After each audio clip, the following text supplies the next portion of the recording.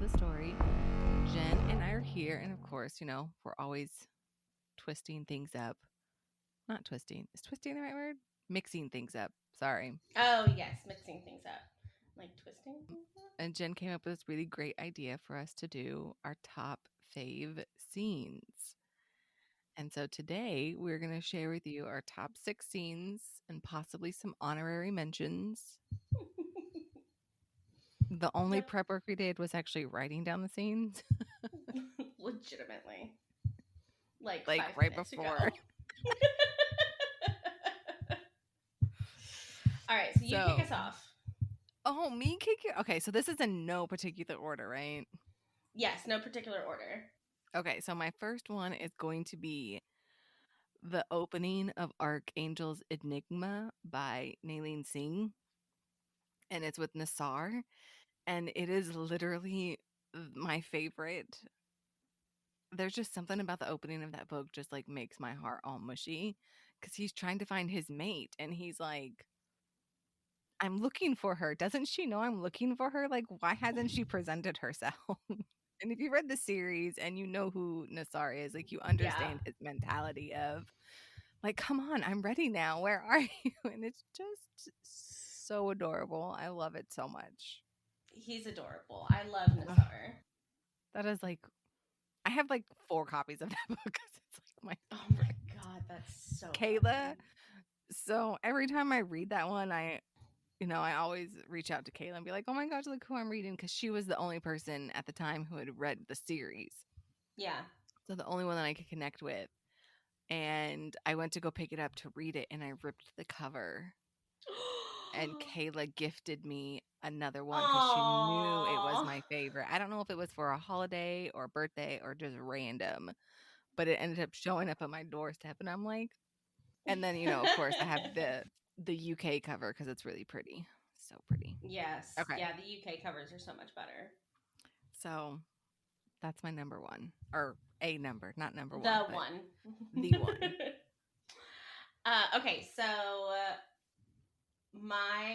the first one that I wrote down is when the when the cereal tells Feyre that Reese is her mate on accident. On accident. And Feyre's like, excuse me, what?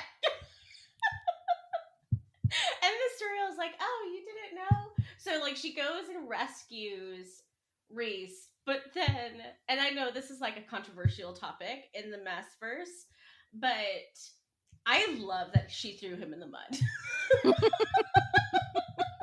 She's like, fuck you. I'm out of here. You suck. Like, how dare you not tell me? Yes. So I love everything about this scene, and I love that the cereal has taken on this like incredible personality in the SJM fandom. That like being a gossip girl or a gossip guy or whatever, and it just makes me happy. Just the whole thing. That's super cute. That was a good scene. It almost kind of gave us that, and I'm just saying this at the top of my head, for those who have read Pride and Prejudice or watched it, when Darcy comes to ask Elizabeth and she doesn't do anything but say no, it kind of gives us that physical touch that we need where she's just like no and throws him in the mud. you know I mean, we do get the violence that we want in Pride and Prejudice and zombies in that scene, but that's kind of the same vibe it's giving. Yeah. That was a good one. Okay, so my second one, I'm gonna go with Beast Behaving Badly by Shelly Laurenston. She has a really great paranormal series that I always recommend. It's like three or four interconnected.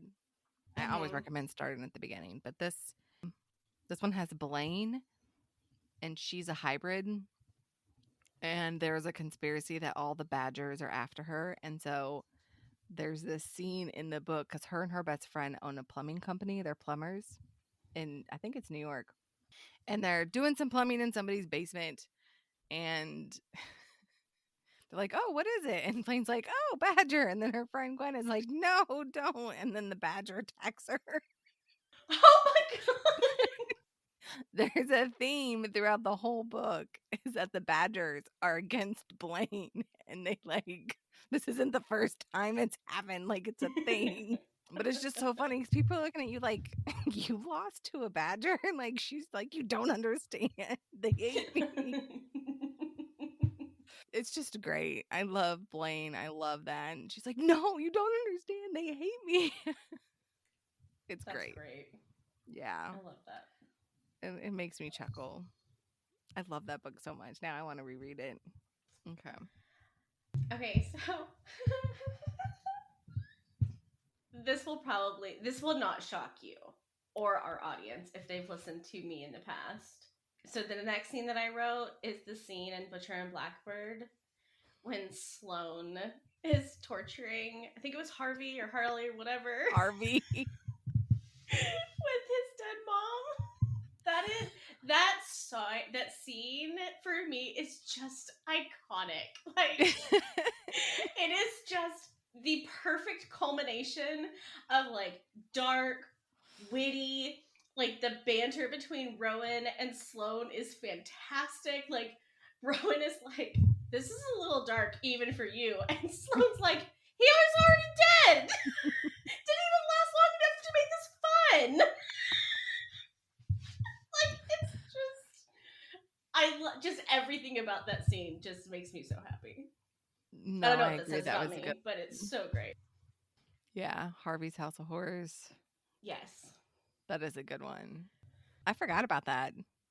Oh gosh, I I was probably thinking. think about that scene at least a couple times a month. I'm not even joking. Like, I did think about doing one for Butcher and Blackbird, but that's not the one I was thinking.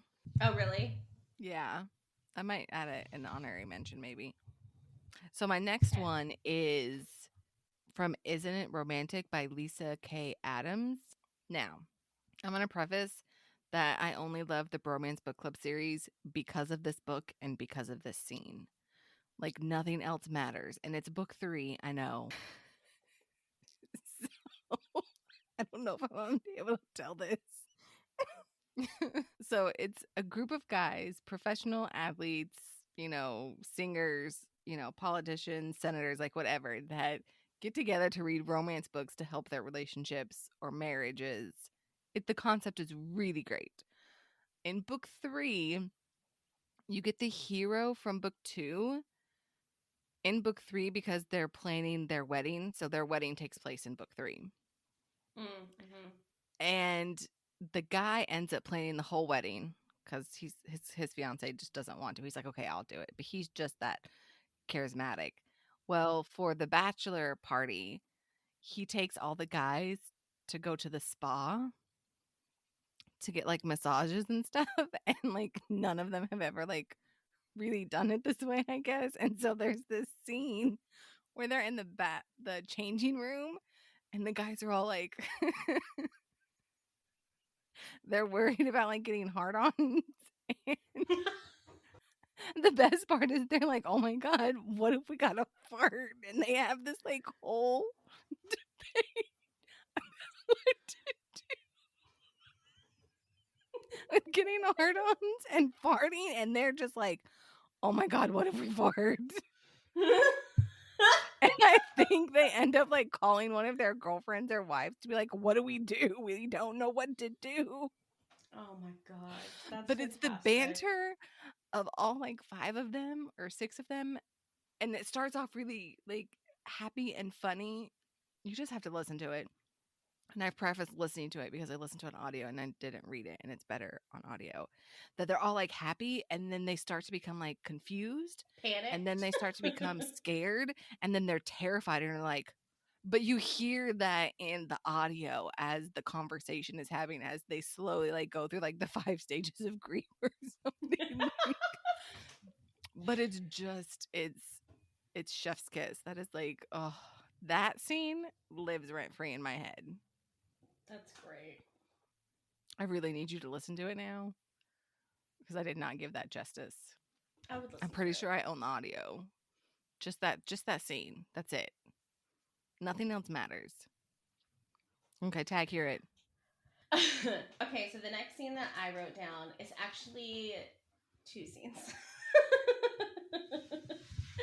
So the first is the dancing scene in the Traitor Queen when Lara is rescuing Aaron. Like that entire scene where she's like dancing on the table and then she prizes her father with like, hey, just kidding, it's me. And then just like that, how everything happens. I just love it. Like the fact that Aaron can't ride a horse. Meanwhile, he has like 5 women rescuing his ass who are like incredible horsewomen. Yes. It's just great. And then in the same book, when she kills her father and falls into the sea, like that entire scene of having the shark circling, like she's hearing these people dying by the sharks, and she ends up making it to the portcullis and getting rescued and like almost dying and all the things. Like it was, I have never had a scene in a book like have my heart pounding the way that scene had my heart pounding. Okay. Does that count as 1 or 2? 1. Okay. I like that. I don't really have anything like, mine's mostly funny stuff. Well, good. You can be the comedy relief to my sad stuff or intense stuff. Because most of my stuff is sad or intense. Oh, okay. I like this balance. Okay, since you did a twofer, I'm going to do a twofer. Okay. So the Mercy Thompson series by Patricia Briggs. Okay. There are 2 scenarios that happen in 2 separate books. I want to say one is, oh my God, I just drew a blank on the names. River and Night. People will know what I'm talking about. So the first one is a $5 comment. So let me kind of. Okay. Yeah. So in River marked, spoiler, Adam and, oh my God, I forget her name. Mercy, obviously. Oh my God, my brain is just not working. Adam and Mercy get married and they go on their honeymoon. And they go into town because they went camping on a reserve. And they go into town and they're eating. And, you know, it's a small town. So, like, people are, like, listening or whatever. And Mercy makes this joke about, Adam, you're the best $5 I ever spent. But they have this conversation as if she just bought him for the night for $5. But what you don't know is like earlier in the book, Mercy made a bet with his daughter, Jessie, about going like out with him, and it started out as $5. So like that little nugget of a joke comes back because she's like, yeah, you're the best $5 that I ever, you know, spent. And then like the gasp and shock of like the people around them are just like, you only paid $5 to sleep with him tonight? Like, what's wrong with you? And like some lady like tries to be like, here's $20 more, like you deserve more. I mean, it just, you know, That's awesome. you know, that's couple goals, right? Like to be able to, and they play off of each other, you know. So that's one part. And then in the other book, I want to say it's Night Broken. I could be wrong. Mercy and like I said, Adam are married and he has a daughter, Jessie, and Jessie doesn't have a lot of friends. And so her friend comes over, but her mom is an essential oils marketer, so to speak. And All so right. Mercy, being the nice, you know, stepmom that she is, doesn't like kick the other mom out because she doesn't want it to reflect badly on her stepdaughter. So she sits at the table and like has the conversation, and she's just going through the spiel of yeah. And then the mom asks, so I somehow it gets to be like, do you have any problems having sex with your husband? Like, we have a remedy for that. And she's like, oh, no. I have the opposite problem. It's just too much. But they're shapeshifters, right? So the shapeshifters that are upstairs, like in a meeting, like hear her talking, and like she hears the door open as she knows that they're listening because Adam's like, what are you about to say about our sex life that everybody can hear? And she goes on about, yeah, you know, it's just like a nudge in the night. And so that nudge becomes like a running joke throughout the rest of the series. So like when they want to have like sex or like have quiet time, they'll be like nudge, or like the pack will be like nudge, like go to your room. Oh my gosh, that's It's just, fantastic. again, great couple goals, right? Because like they play off of it. It's just super cute. I love Right. it. That's So awesome. that's mine. Okay, so again, if you've listened to the podcast, this probably will not shock anyone. The warehouse scene in. I am surprised that's on your list. Wait, from which book? You're talking about Saints and Sinners, right? Uh huh. Yeah. Yeah. Yeah. Why are you surprised? I mean, don't get me wrong, that was a hot scene, but like to pick your like top 6 scenes, like that is not. Well, I think why that scene sticks out to me, because again, it's one of those scenes that I think about regularly, and I think it goes back to, like, yeah, it was a super super hot scene on its own, but what made it so impactful is their relationship. Like, she's recognizing that he's a serial killer, like she's really like coming into that knowledge, but she is figuring out a way to accept him exactly as he is and meeting him where he's at as a serial killer. And I think, like, just that moment of trust for her and that moment of realizing she's so much more than what he gave her credit to be in that scene just makes it something that's like, I don't know, just lives rent free in my head. Like, it's a hot ass scene, but it ends up being the foundation of what becomes like a really beautiful relationship in like the most unconventional way ever. I love that. So yeah, That's good. I like that. I'm so glad that yours are funny because mine are not.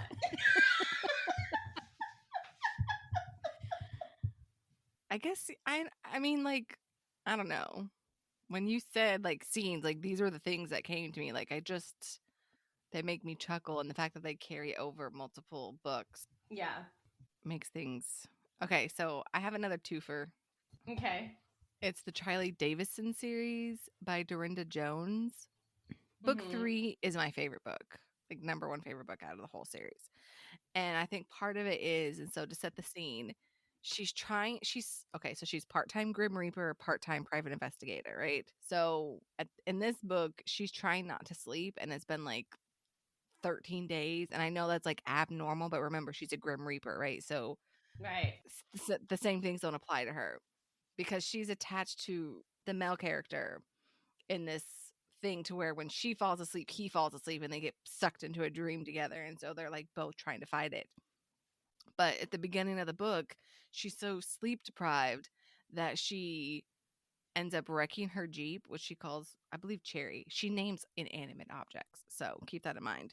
And she's going to her friend Garrett's house, and he opens the door without a shirt on because it's like 2 o'clock in the morning or like whatever time it is. And she like looks at him and she's like, "Oh no, I'm blind," because he doesn't have his shirt on, and like dramatically like and he's like, "What's wrong with you?" He's like, "I got pants on." And then she's like, "Oh, well, this is like the second time," because she's like, "I'm pretty sure I almost got abducted by aliens," because she ran her car into a post and it was a bright light and it came down on her. Oh my god. So it's like, I don't know, there's just something about that whole like little scene of being abducted by aliens, and she like sees him without her shirt on, and she just like dramatically is like, "Oh my god, I can't see," for like the second time. That's great. Yeah, I don't know, it's just funny. And then in the same series, I want to say it's book 5 or book 6. I'm pretty sure it's book 5. But the main male character, and I'm saying that because, is it Reyes? I think it's Reyes. I think that's his name. So horrible, I know. He's leaving post-its notes all over for her, and they live right next to each other, and he gave her a key to his apartment, and she doesn't want to use the key, right? And so she goes and she knocks on his apartment door, and he opens it and sees who it is. I think if memory serves, he closes the door, and then there's a few minutes, and she's just like, "What?" And then he opens the door and then puts a sticky note on the door, closes it, and the sticky note says, "Use your key." Look, don't ask me why that scene. He's like, you got a key, but he's been like leaving sticky notes. So it's like, again, it's like a theme throughout the whole book, and like that specific one, to where it's like, instead of just opening the door and letting her in, he's like, nah, sticky note, use your key. And then she gets mad. She goes back into her house or her apartment, gets the key, comes back, and then unlocks the door. I don't know. I just think it's cute. All right, well, this is gonna be a letdown after that. The next scene that I wrote down is probably one of the saddest scenes ever.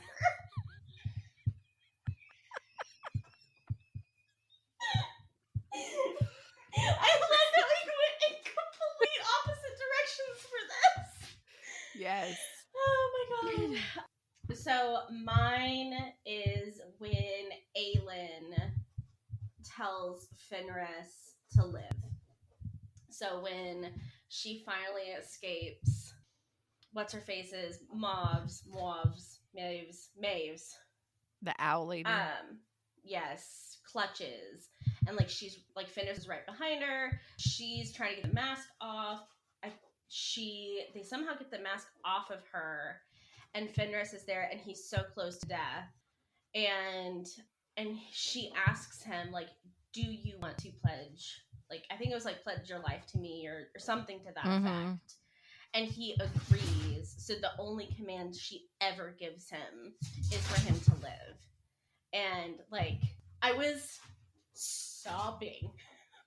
And Fenris will forever and always be my favorite TOG character. I need to reread that series. Yeah, that scene just, yeah.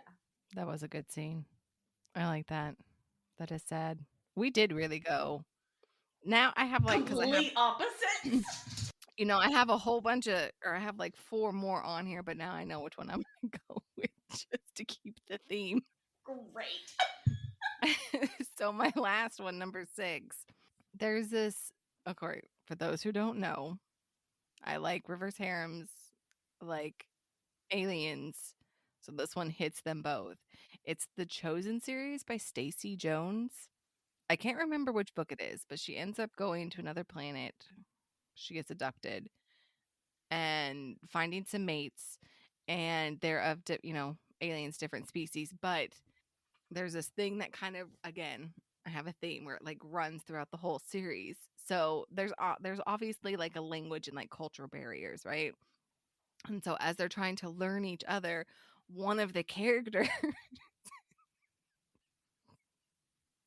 calls her eyebrows like furry creatures, because he doesn't realize that they're just like characteristics of her body, right? So like when she does like her like eye twitches, or like, how people can raise their eyebrow, whatever, I can't do that. He's like, oh, her eye creatures, her furry eye creatures. He's mad. Like, or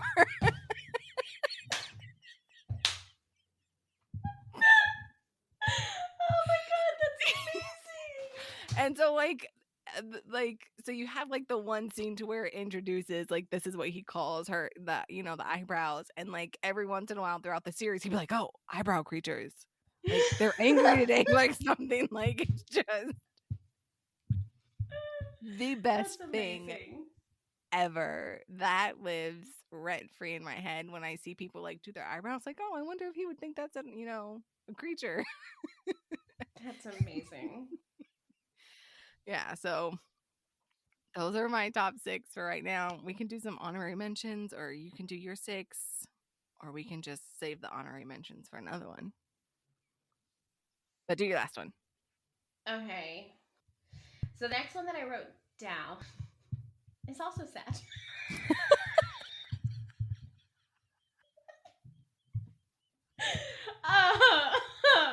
But it's a healing sad. So the next one was Nesta's breakdown at the lake.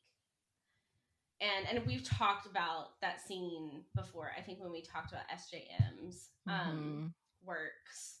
And that is a scene that just, I don't know, it's a scene that when I read it the first time, there were so many parallels in my life, like with how she felt and like her experiences, and it was very cathartic for me. Like I sobbed for so many of the same reasons that she did, and I don't know, like that whole book just healed something in me, but that scene in particular, just I can't think of the ACOTAR series and not think of Nesta's like journey. Like she's just, I love Feyre's story. I love Rhys and Feyre. I love the inner circle, but Nesta will always, always, always have such a special place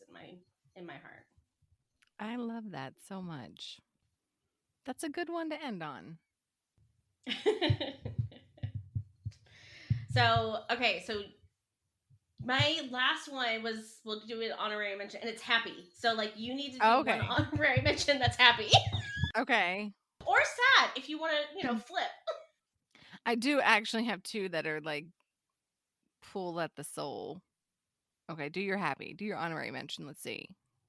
Okay, so I, as you know, like am obsessed with Neon Gods. I love Neon Gods by Katie Robert, and one of my favorite scenes is when Hades ends up showing Persephone his like flower shop getaway. He knows the flower shop owner really, really well. So what the flower shop owner has done is you go up these stairs and there's this, I think it's like a greenhouse space. So there's tons of flowers. It's beautiful. It smells great. But he's created like this sitting area because that's where Hades goes to like escape the duties of the lower city, and he shares that with Persephone at one point while she's there kind of being rescued. And it was the first glimpse at like how much of a cinnamon roll Hades is in this book, and it just, I was like, oh my god, he's just everything I want in a man, and I love him so much. Oh, that's cute. Yeah, so that. There's my honorary mention. Okay. Okay. I'll do kind of like a which one should I pick? Okay, we'll save that one for a different theme. Okay, so in the side changeling series by Nalini Singh, there is a couple, Nate and Tammy or Tasman. And they she's the healer. So through like the big novels, full-length novels, you don't get a story. She has a short story with Nate because they are like the first mated pair that is they the first anyways, that doesn't matter. So in their origin story, they have a disconnect because he's like in his 20s and modding mating the mating bond hit when she was like in her early teens, like 16 or Oh wow. 17. But they didn't do anything on that. So there's like a 10-year difference, I think, between them. He has this thing to where he didn't want to mate her when she became of age because he wanted her to like explore, be young, have a life. And so it causes this disconnect because she's a homebody, she's a nurturer, she's a healer. She's like, "No, you are my home. I want to be with you. We were matched early for a reason because we're in the same pack. Like, we're not your parents." So her parents weren't fated mates. They just mated and they were miserable. And so he doesn't want that for her. And so there's this one part.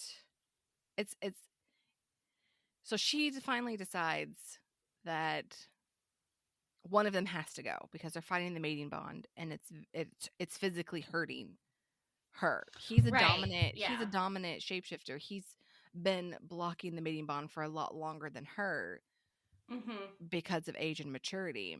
And so she goes to the pack. And we don't see this, but we hear it secondhand. She gets another healer to protect her pack while she leaves. And when Nate goes looking for her, he runs into another pack mate and he's like, "She's not here no more." He's like, "Do you know what she did? She went to the alpha and said, 'One of you has to leave and you're more important to the pack than she is.'" And he's just like, "I don't want to burden her." And he's like, "That's not what being a mating pair is." A mating pair is you share it. You shouldn't take it all on your shoulders. And he's Right. like, you made your mate cry. You made your mate cry and you didn't hold her.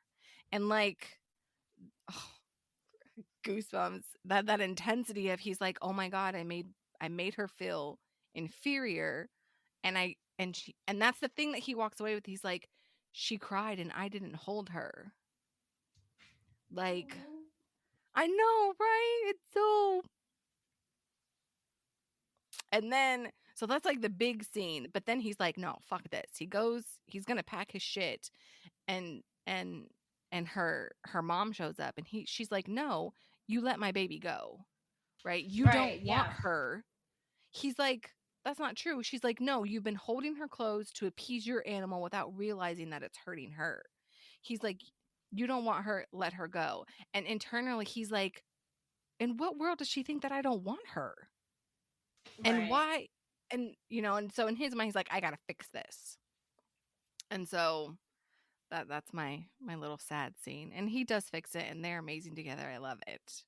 But every time it's just, it like pulls at my heartstrings, that angst and that like tension. And he's just like, I made her cry and I didn't hold her. So that's my honorary mention. I love it. I love books. Yes.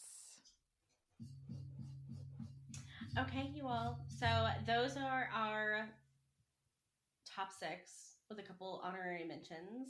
Scenes for this round anyway, at least today. Let us know what your top scenes are. Did we mention one that you really love? Is there one that you feel like we should read? Let us know and hit us up on Instagram at Bones of the Story. And we'll see you next time. Thank you for joining us on the journey into the shadows of love, where dark romance stories come to light. We hope you enjoyed this episode of Bones of the Story as much as we did. If you did, don't forget to subscribe and leave a review. Your feedback means the world to us. And to stay updated on all things dark romance, follow us on social media. You can find us on Instagram, TikTok, and YouTube. We'd also love to hear from you. Share your thoughts, ideas, or even your own dark romance stories with us. Drop us a line at bonesofthestory@gmail.com. Remember, our next tantalizing episode is just around the corner, so keep your hearts open and your senses sharp. Until then, embrace the darkness and let the stories continue to stir your deepest desires. This is Misty and Jen, signing off from Bones of the Story.